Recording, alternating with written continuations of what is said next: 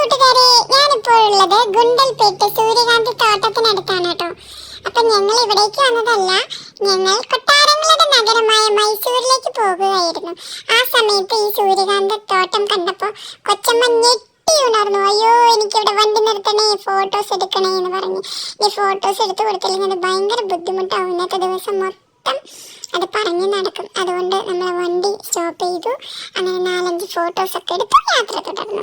അപ്പൊ നമ്മളിപ്പോ മൈസൂർ എത്തിയിട്ടുണ്ട്. ഇവിടെ നമ്മൾ ഇന്ന് കാണാൻ പോകുന്നത് സെയിന്റ് ഫിലോമിനാസ് ചർച്ചും അതുപോലെ തന്നെ മൈസൂർ പാലസും ആണ് കേട്ടോ.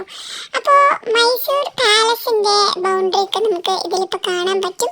ആദ്യം നമ്മൾ ഇതിന് മുന്നിലൂടെ പോയി സെയിന്റ് ഫിലോമിനാസ് ചർച്ച് കണ്ടതിന് ശേഷം തിരിച്ച് വീണ്ടും ഇവിടേക്ക് വരും. അതിന്റെ പ്രധാന എൻട്രൻസ് ആണ് കേട്ടോ കാണുന്നതൊക്കെ. വളരെ മനോഹരമായിട്ടുണ്ട് കേട്ടോ. ആദ്യമായിട്ട് കാണുമ്പോൾ ഒരു കൗതുകം തന്നെയാണ് ഇതുണ്ടാവുക. അപ്പൊ ഞാൻ 2-3 പ്രാവശ്യമൊക്കെ കണ്ടിട്ടുണ്ട്. പണ്ട് സ്കൂളിൽ എപ്പോഴും സ്ഥിരം മൈസൂർ ഊട്ടി ടൂർ കണ്ട് മാറ്റിയതാണ്. എന്നാലും നമുക്കിപ്പോൾ വേറെ നിവൃത്തിയില്ലാത്തതുകൊണ്ട് വീണ്ടും ഇങ്ങോട്ടൊക്കെ തന്നെയാണ് വരുന്നത് കേട്ടോ. അങ്ങനെ സെയിന്റ് ഫിലോമിനാസ് ചർച്ചിന്റെ മുന്നിലെത്തിയിട്ടുണ്ട്. ഇത് ഏഷ്യയിലെ തന്നെ ഏറ്റവും ഉയരം കൂടിയിട്ടുള്ള പള്ളികളിൽ ഒന്നാണ് ഈ Saint Philomena's church. Saint Joseph cathedral എന്ന പേരിലും ഇത് അറിയപ്പെടുന്നുണ്ട് കേട്ടോ. അപ്പൊ ഇത് സെർച്ച് ചെയ്തപ്പോൾ മനസ്സിലായത് നിയോ ഗോത്തിക് ശൈലിയിലാണ് ഇതിന്റെ നിർമ്മാണം എന്നാണ്. അപ്പൊ എന്തായിരിക്കും ഈ നിയോ ഗോത്തിക് ശൈലി? ആർക്കറിയാം. എന്തായാലും ഇത് ഉണ്ടാക്കിയിരിക്കുന്നത് ഇങ്ങനെയാണ്. അപ്പൊ ഇത് തന്നെയാണ് നിയോ ഗോത്തിക് ശൈലി, അങ്ങനെ തീരുമാനിക്കാം. അപ്പോൾ അന്നൊരു ക്രിസ്മസ് കാലത്തായിരുന്നു പോയിട്ടുണ്ടായിരുന്നു.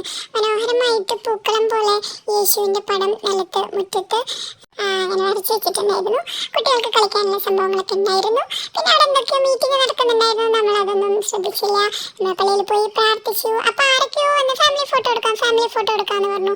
അപ്പം അങ്ങനെ കൊച്ചമ്മയും കൊച്ചച്ഛനും കുട്ടിയും കൂടി നിന്നു. എന്നെ നിർത്തിയില്ല. ആയിക്കോട്ടെ, കുഴപ്പമില്ല. നമ്മളവിടെ ഫോട്ടോസൊക്കെ എടുത്ത് കൊടുത്ത് അങ്ങനെ മൈസൂർ പാലസിലെത്തി. മൈസൂർ പാലസിൽ നമുക്ക് ചെരുപ്പൊന്നും ഇടാൻ പറ്റില്ല കേട്ടോ.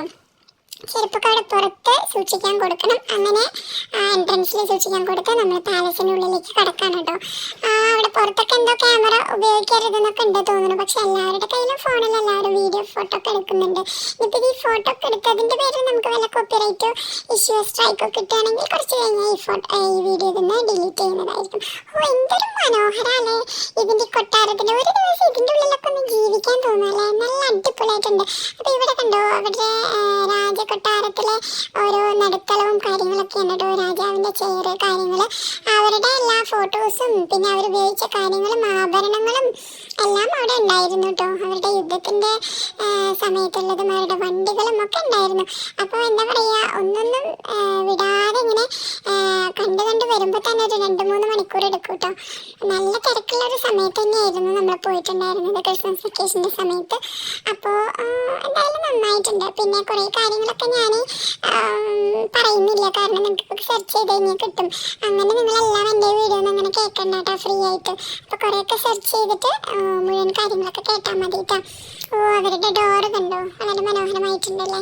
പിന്നെ ഇവിടെ അവരുടെ പല പല ഹാളുകളും കാര്യങ്ങളൊക്കെ ഉണ്ട്. 3-4 നിലകളുള്ള ഈ കൊട്ടാരം ഓരോന്നും ഓരോ എന്താ പറയുക, ഓരോ കോർണറും അത്ര മനോഹരമായിട്ടുള്ള കൊത്തുപണികളും കാര്യങ്ങളൊക്കെ ചെയ്തിട്ടുള്ള ഒരു ഇതാണല്ലേ. എങ്ങനെയായിരിക്കും അവരിവിടെ ജീവിച്ചിട്ടുണ്ടാവുക, അതൊക്കെ നമുക്ക് ചിന്തിക്കും.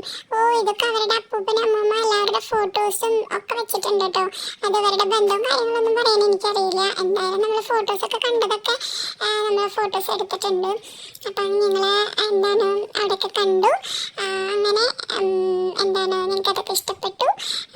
അപ്പം ആരെങ്കിലും മൈസൂർ പാലസ് കാണാത്തവരുണ്ടെങ്കിൽ ഒക്കെ ഒന്ന് ഒരു ദിവസം പോയി കണ്ടോട്ടോ. കാരണം താജ്മഹലിന് ശേഷം ഏറ്റവും കൂടുതൽ തിരക്കേറിയിട്ടുള്ള ഒരു കൊട്ടാരം അത് മൈസൂർ പാലസ് ആണെന്നാണ് കണക്കുകൾ പറയുന്നത്. ശരിയാണോ എന്നുള്ളത് നിങ്ങൾ അന്വേഷിച്ചോളൂ കേട്ടോ. അപ്പോൾ അങ്ങനെയുള്ള കാര്യങ്ങളൊക്കെയാണ്. അപ്പോൾ ഇന്നത്തെ ഈ ഒരു വീഡിയോ നിങ്ങൾക്ക് എല്ലാവർക്കും ഇഷ്ടപ്പെട്ടു എന്ന് കരുതുന്നു. മറ്റൊരു മനോഹരമായിട്ടുള്ള വീഡിയോ ആയിട്ട് ഞാൻ വീണ്ടും വരുന്നതായിരിക്കും. അതുവരേക്കും ബൈ ബൈ.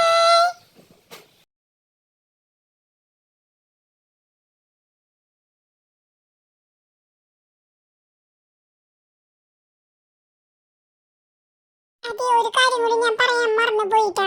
അപ്പൊ അതും കൂടി പറയാന്ന് വിചാരിച്ചു. അപ്പൊ വീഡിയോ അവസാനം വരെ കാണുന്ന ആളുകൾക്ക് ഇതും കൂടി കേട്ടോട്ടെ. അതായത് ഈ മൈസൂർ പാലസിന്റെ ചുറ്റും പൂന്തോട്ടാണ്, അതും ഒരു പ്രത്യേകതയാണ് കേട്ടോ. പിന്നെ ദസറ സമയത്ത് ഭയങ്കര ലൈറ്റ് ഒക്കെ ഇട്ടിട്ട് അതിമനോഹരമായിരിക്കും. അപ്പൊ നിങ്ങൾ പോകാൻ ഉദ്ദേശിക്കുന്നുണ്ടെങ്കിൽ ദസറ സമയത്തും കൂടി പൊക്കോ. അപ്പൊ ഓക്കെ, ബൈ ബൈ. ഒന്നുകൂടി ബൈ ബൈ.